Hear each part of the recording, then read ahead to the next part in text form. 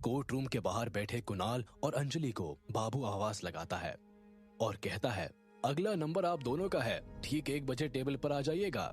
दोनों घड़ी की ओर देखते हैं। घड़ी में अभी दोपहर के तकरीबन 12 बज रहे थे। 10 मिनट बाद कुणाल और अंजलि हमेशा के लिए अलग हो जाएंगे। उनका यह हसीन सफर 10 मिनट बाद किसी गुमशुदा मोड़ पर खड़ा होगा। कुणाल बहुत ही परेशान था। वो मन ही मन सोच रहा था, काश ये एक बुरा सपना हो। कुणाल इस भयानक सपने से जल्द बाहर आना चाहता था। कुणाल और अंजलि 2 अलग अलग कुर्सियों पर एक दूसरे के विपरीत बैठे थे। ऐसा लग रहा था जैसे चुंबक के 2 ध्रुव एक दूसरे से दूर जाना चाहते हो। इन दोनों ध्रुवों में कभी बेशुमार आकर्षण हुआ करता था, जो कभी एक दूसरे में डूब जाने के बहाने ढूंढा करते थे। आज उन्हीं दोनों के लिए करीब बैठना क्षण भर के लिए दूभर हो चुका था। अंजलि टकटकी लगाकर घड़ी की तरफ देख रही थी। वो चाहती थी कि जल्द से जल्द किसी तरह कुणाल का उससे पीछा छूट जाए। वही कुणाल अंजलि के साथ गुजारे मीठे पलों के ख्यालों में अब भी खोया हुआ बैठा था। तभी बाबू की आवाज कुणाल को वापस कड़वी वास्तविकता में ले आती है। कुणाल चुपचाप अपनी जगह पर खड़ा होता है। अपने हाथ में वो तनेजा फैमिली का रॉयल पास गोल्डन कार्ड निकाल कर रख लेता है। कुणाल लंगड़ा कर चल रहा था। उसे ये चोट कुछ देर पहले गाड़ी के पीछे भागते हुए लगी थी। चोट के दर्द का असर भी अब उभर कर आ रहा था। अंजलि कुणाल के ही बराबर चल रही थी। वो कुणाल को लंगड़ाते देख उसे इग्नोर कर देती है और मन ही मन कहती है, नाटक है ये सब, पर मैं आज इस पर तरस नहीं खाऊंगी। अंजलि कुणाल को पीछे छोड़कर आगे निकल जाती है। कुणाल बेबस आंखों से सब देख रहा होता है। कुणाल को अपने पैर की चोट से ज्यादा दर्द वो घाव दे रहे थे जो अंजलि ने उसके दिल पर लगाए थे। कुणाल लंगड़ाते हुए कोर्ट रूम की तरफ जाता है। कुणाल का कोर्ट रूम में लिया गया हर एक कदम मानो उसे अपने प्यार से दूर ले जा रहा था। कुणाल कोर्ट रूम के अंदर पहुंचता है, जहां अंजलि पहले से ही जज के सामने बैठी है। जज दोनों से पूछता है, आप दोनों तलाक क्यों चाहते हैं? क्या आप दोनों अपनी सहमति से तलाक लेना चाहते हैं? कुणाल अपने विचारों की उधेड़ बुन में खोया शांत बैठा हुआ है। वो जज की बात पर कोई प्रतिक्रिया नहीं देता। अंजलि जज से कहती है, मैं तंग आ चुकी हूँ इस आदमी से। इसने पहले झूठे वादे करके मुझसे शादी कर ली और अब अपने किसी भी वादे को पूरा नहीं कर पा रहा है। इसने मुझसे झूठ कहा कि एक बड़ी कंपनी में काम करता है, असल में ये एक डिलीवरी बॉय है। अंजलि के शब्द कुणाल के दिल में तीर की तरह चुभ रहे थे। वो मन ही मन सोच रहा था कि अगर मैं इसे बता दूं कि मेरे पास कितनी दौलत है, तब भी इसके मन में मेरे लिए इतना ही जहर रहेगा। वो कहते हैं ना, मेहनत, सहनशीलता और कर्म, इन तीनों से भी ज्यादा अहमियत दौलत को ही दी जाती है। और जो व्यक्ति आपसे ज्यादा अहमियत आपकी दौलत को दे, तो ऐसे इंसान से हमेशा के लिए दूरी बना लेनी चाहिए। अब तक कुणाल भी अलग होने का फैसला कर चुका था। जज दोनों के सामने उन दोनों के डाइवोर्स पेपर्स आगे बढ़ाकर कुणाल से कहता है, आपके पास जो भी संपत्ति है, अब वो आप दोनों में आधी आधी बांट दी जाएगी। अंजलि फिर तंज कसते हुए जज से कहती है, इसके पास कुछ भी नहीं है जज साहब। अकाउंट में जो 15,000 है वो मैं इसके लिए छोड़ देना चाहती हूँ। मेरे कुछ जरूरी कपड़े हैं वो मैं अपने साथ ले आई हूँ। एक सोने का मंगलसूत्र है जो मैं इसे वापस कर देती हूँ। बेचारे गरीब का भला होगा। जज तलाक के कागज अंजलि और कुणाल की तरफ उनके हस्ताक्षर के लिए बढ़ाता है। अंजलि बिना समय गवाए तलाक के कागज पर अपने हस्ताक्षर कर देती है। कुणाल अंजलि के इस बर्ताव से बहुत आहत था। वो भी कलम उठाकर कागज पर हस्ताक्षर कर देता है। जज दोनों को अलग होने के एग्रीमेंट की एक एक कॉपी थमा देती है। जहां कुणाल अंजलि से तलाक लेने के बाद काफी दुखी था, वहीं अंजलि काफी खुश नजर आ रही थी। कुणाल मन ही मन सोचता है, कोई किसी से अलग होकर कैसे खुश हो सकता है। जिस अंजलि ने शादी के लिए हाँ करने में 1 साल का समय लिया था, उसने तलाक के लिए 5 मिनट भी नहीं सोचा। कुणाल जल्द से जल्द उस जगह से निकल जाना चाहता था। कुणाल जैसे ही कोर्ट रूम से बाहर आता है, वह रोड के उस पार सामने अंजलि को खड़ा देखता है। वो अंजलि से मुंह फेरने ही वाला होता है कि तभी वो देखता है एक बड़ी सी आलीशान कार अंजलि के पास आकर रुकती है। उसमें से एक व्यक्ति एक बड़ा सा फूलों का गुलदस्ता अपने हाथों में लिए गाड़ी से नीचे उतरता है। वो प्यारा सा फूलों का गुलदस्ता अंजलि के हाथों में प्यार से थमाता है। वो आदमी अपनी बाहें खोलकर अंजलि को कसकर गले लगा लेता है।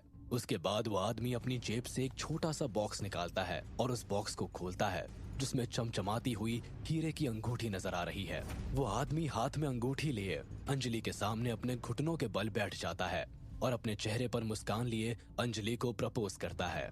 अंजलि भी मुस्कुराते हुए अपना हाथ उसकी तरफ बढ़ा देती है और झट से वो आदमी अंजलि को रिंग पहना देता है।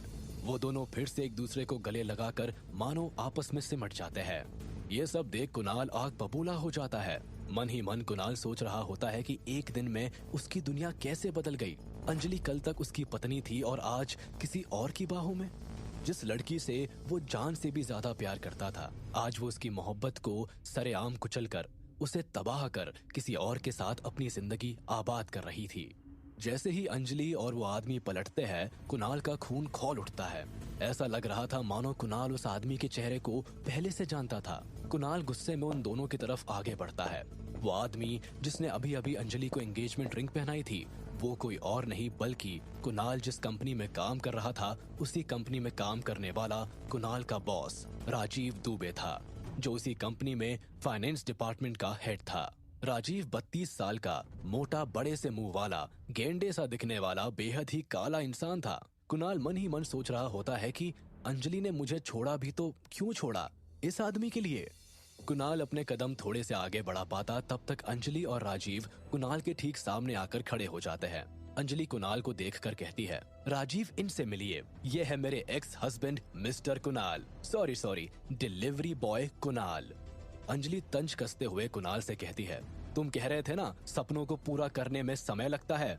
नहीं लगता कुणाल, बस तुम्हें सही रास्ता चुनना आना चाहिए, और मैंने भी वही किया, सही रास्ता चुना, इसलिए मैंने राजीव को अपना हमराही चुना है। तुम ये तो जानते ही होंगे कि राजीव की 1 महीने की सैलरी जितना पैसा कमाने में ही तुम्हें सालों लग जाएंगे। अंजलि रोड के उस पार खड़ी गाड़ी की ओर इशारा करती है और कुणाल से घमंड के साथ कहती है, वो देखो, वहाँ हमारी ऑडी कार खड़ी है, तुम उसे खरीदने की छोड़ो, तुम तो जिंदगी भर इसमें बैठने की भी सोच नहीं सकते। तभी राजीव कुणाल के कंधे पर हाथ रखकर उससे कहता है, ब्रदर, अंजलि ने सही किया जो उसने तुम्हें छोड़ दिया। अब से मैं कभी उसे बस की लाइन में नहीं लगने दूंगा। अब से उसे घर जाकर खाना बनाने की जरूरत भी नहीं पड़ेगी। वो जो भी खरीदना चाहेगी वो खरीद सकती है। राजीव की बात सुनकर अंजलि कहती है, क्यों गरीब को मुंह लगा रहे हो जान, चलो यहाँ से। अंजलि राजीव का हाथ पकड़कर ऐसे चल रही होती है मानो वो राजीव से बेशुमार प्यार करती हो। कुणाल को इतना जलील आज तक किसी ने नहीं किया था, और वो सोच भी नहीं सकता था कि जिंदगी में जिससे उसने सबसे ज्यादा प्यार किया, वो ही कुणाल की पत्नी अंजलि उसे इतना जलील करेगी कि उसके सपने चकनाचूर हो जाए। राजीव और अंजलि वापस पलटकर अपनी कार की ओर चलने लगते हैं। चलते चलते राजीव अंजलि को कसकर हक करता है और वो दोनों कुणाल की हालत देखकर जोर जोर से ठहाके लगाते हैं। तभी एक तेज रफ्तार कार के पहियों की आवाज सुनाई देती है, जो एक लंबी ट्रकनुमा लग्जरी कार है। अचानक वो कार राजीव के सामने खड़ी ऑडी को घसीटते हुए जोरदार आवाज के साथ टकराती है। ऑडी रोड पर रेंगते हुए एक बिजली के खंबे से जा टकराती है और एक जोरदार ब्लास्ट की आवाज सुनाई देती है। जैसे ही ब्लास्ट की आवाज आती है, अंजलि और राजीव के मुंह से मानो हवाइयां उड़ने लगती है। वो दोनों फटी आंखों से अपनी टूटी हुई कार को देख रहे हैं। राजीव का चेहरा गुस्से से पूरा लाल हो जाता है। वो सोचता है कि कब उस गाड़ी का ड्राइवर बाहर निकले और राजीव उस कार वाले का मुंह तोड़ दे। जिस कार पर अंजलि इतना घमंड कर रही थी, वो पूरी तरह से नेस्तो नाबूद हो चुकी थी। सारा माजरा देखने के बाद कुणाल के चेहरे पर हल्की सी मुस्कान आ जाती है। तभी उस बड़ी सी जॉर्ज बेटन कार से एक खूबसूरत लड़की बाहर आती है। उस लड़की के चेहरे पर अमीरी का पूरा रौब था और उसने एक खूबसूरत सा 1 पीस ड्रेस पहन रखा था। वो लड़की बला की खूबसूरत लग रही थी। हाथों में महंगा सा पर्स लिए वह अंजलि और राजीव की तरफ बढ़ती है। राजीव, जो कि उस व्यक्ति का मुंह तोड़ना चाहता था जिसने उसकी पसंदीदा कार को तबाह कर दिया था, लेकिन उस महिला की खूबसूरती को देखकर राजीव शांत हो जाता है और टकटकी लगाए उसे देख रहा था। तभी वह लड़की उन दोनों के सामने से निकलते हुए कुणाल के पास पहुंचती है और कहती है, कैसे हो मिस्टर तनेजा, और वो उसे प्यार से गले लगा लेती है। तभी मुस्कुराते हुए कुणाल कहता है, तुम यहाँ कैसे ऋतु? ऋतु कुणाल को जवाब देती है, असल में मैं यहाँ आपकी मदद करने के लिए आई हूँ ब्रदर। 1 मिनट रुको, पहले मुझे किसी से मिलना है। इतना बोलकर ऋतु अंजलि की तरफ बढ़ जाती है। अंजलि के पास पहुंचकर ऋतु उसे ऊपर से लेकर नीचे तक एक बार देखती है। फिर वह पास में खड़े राजीव को देखती है जो उसकी तरफ घूर रहा होता है। ऋतु अंजलि से कहती है, मैंने तुम्हें पहचान लिया। मेरे भाई कुणाल ने शादी के फोटोग्राफ्स मुझे भेजे थे, लेकिन तुम्हारे साथ ये गेंडा कौन है? ऋतु की बात सुनकर राजीव बहुत बुरी सी शक्ल बनाता है। ऋतु फिर अंजलि से कहती है, ओह, शायद तुम्हारा नया बॉयफ्रेंड होगा, है ना? ये सुनकर राजीव ऋतु को और भी गुस्से से घूरने लगती है। ऋतु राजीव को देखकर कहती है, दोबारा ऐसे घूरा ना तो तुम्हारी आंखें निकाल कर तुम्हारे हाथ में दे दूंगी, समझे? राजीव ना चाहते हुए भी इधर उधर देखने लगता है। अंजलि नहीं समझ पा रही थी कि ये लड़की कौन है। अगर ये कुणाल की बहन है तो कुणाल ने इससे पहले उससे मिलवाया क्यों नहीं। ऋतु फिर बोलती है, तुमने इस भद्दे से दिखने वाले इंसान के लिए मेरे भाई को छोड़ दिया, वो भी इसकी टुच्ची सी दौलत के लिए। तुम जानती भी हो मेरे भाई कुणाल को, वो तनेजा फैमिली का इकलौता वारिस है। शायद तुम्हें बिल्कुल भी अंदाजा नहीं है तुमने क्या खोया है।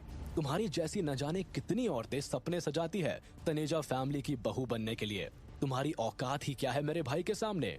ऐसा कहते हुए ऋतु अंजलि के और भी पास आती है और गुस्से से अंजलि का मुंह को बड़े ही बुरे तरीके से पकड़ लेती है। अंजलि जैसे ही ऋतु पर हाथ उठाने वाली होती है तभी ऋतु दूसरे हाथ से अंजलि को एक कसकर तमाचा मारती है। उस तमाचे की आवाज मानो बिजली की गरजना की तरह लग रही थी। ऋतु आग बबूला होकर अंजलि से कहती है, तुम मुझे कुणाल मत समझना, मुझे हर बात का जवाब देना अच्छे से आता है। मेरा भाई किसी से बेवजह उलझता नहीं है, पर मैं जानती हूँ तुम जैसे लोगों को कैसे हैंडल किया जाता है। तुम शायद नहीं जानती, तुम्हारे लिए मेरा भाई कुणाल घर में सबसे लड़ा, इसीलिए कोई तुम्हारी शादी में भी नहीं आया। ये सब सुनकर राजीव को बहुत गुस्सा आता है, जबकि ऋतु की बात सुनकर अंजलि सिसक सिसक कर रोने लगती है। ऋतु अंजलि पर फिर से तंज कसते हुए कहती है, जानती हो उस रेड बॉक्स में क्या था? उसमें था तनेजा फैमिली का रॉयल पास गोल्डन कार्ड। खैर छोड़ो भी, तुम्हें तो इसका मतलब भी नहीं पता होगा, और उसका मतलब अब मैं तुम्हें समझाना भी नहीं चाहती।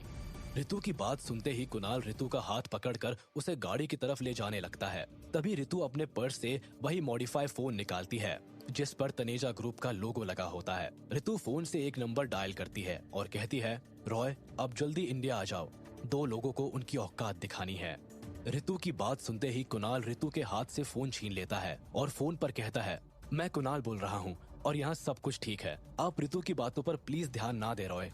कुणाल ऋतु को बहला फुसलाकर जबरदस्ती कार में बैठा देता है। तभी ऋतु अपनी कार में से एक लकड़ी का खूबसूरत बड़ा सा बॉक्स बाहर अंजलि के सामने फेंकती है, जिसमें से बहुत सारे महंगे महंगे ब्रांड्स के बैग्स और परफ्यूम्स बाहर निकलकर रोड पर बिखर जाते हैं, जिन्हें पहचानने में अंजलि जरा भी देर नहीं लगाती, क्योंकि वो इन सारे ब्रांड्स के बारे में पहले से ही जानती थी। ये सभी गिफ्ट्स मैंने तुम्हारे लिए खरीदे थे, ऋतु गुस्से में बोलती है, और ना तो मुझे तुम पसंद आई ना तुम्हारा ये बॉयफ्रेंड।